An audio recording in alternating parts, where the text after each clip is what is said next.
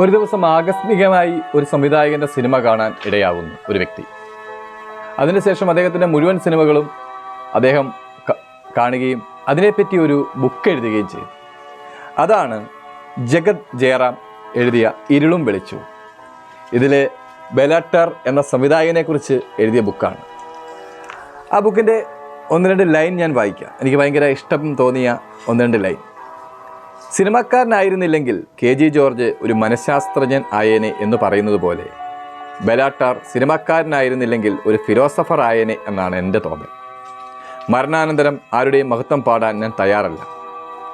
ആളുകൾ ജീവിച്ചിരിക്കുമ്പോഴാണ് അത് ചെയ്യേണ്ടതെന്ന് ഞാൻ കരുതുന്നു. അതുകൊണ്ട് എഴുതുന്നു. എന്തായാലും സിനിമകളെപ്പറ്റി, ലോക സിനിമകളെ കാണുകയും അതിനെപ്പറ്റി വിശകലനം ചെയ്യുകയും ചെയ്യുന്നവർക്ക് തീർച്ചയായും ബെലാട്ടർ എന്ന സംവിധായകനെക്കുറിച്ച് മലയാളത്തിൽ ആദ്യമായി എഴുതപ്പെട്ട ഒരു ഗ്രന്ഥമാണ് എന്ന് ആണ് എൻ്റെ ഒരു വിശ്വാസം. വേറെ ഒരു ഗ്രന്ഥം ഇതുവരെ വന്നിട്ടില്ല ഇദ്ദേഹത്തിനെ പറ്റി. 23-ലെ IFKക്ക് രഞ്ജിത്ത് സാറിൻ്റെ ഒപ്പം നടന്ന ഒരു മനുഷ്യൻ, അല്പം വളഞ്ഞ്, ശരീരത്തിൻ്റെ ഭാഗങ്ങൾ അല്പം വളഞ്ഞ് നടക്കുന്ന ഒരു മനുഷ്യനെ നമ്മൾ അന്ന് ശ്രദ്ധിച്ചായിരുന്നു. അദ്ദേഹത്തിനെ പറ്റിയാണ് ബുക്ക്. അദ്ദേഹത്തിൻ്റെ 8-9 സിനിമകൾ ഇദ്ദേഹം ഇരുന്ന് കാണുകയും കൃത്യമായി ഓരോ സിനിമകൾക്കും അദ്ദേഹത്തിൻ്റെതായ വ്യാഖ്യാനങ്ങൾ നൽകുകയും ചെയ്ത നല്ലൊരു ബുക്കാണ്. പ്രത്യേകിച്ച് സിനിമാ പ്രേമികൾക്കിടയിൽ ഇത് ചർച്ച ചെയ്യപ്പെടേണ്ട ഒരു ബുക്കാണ്. അപ്പം എല്ലാവിധ ആശംസകളും പ്രിയ ജഗത് ജയറാമിന്.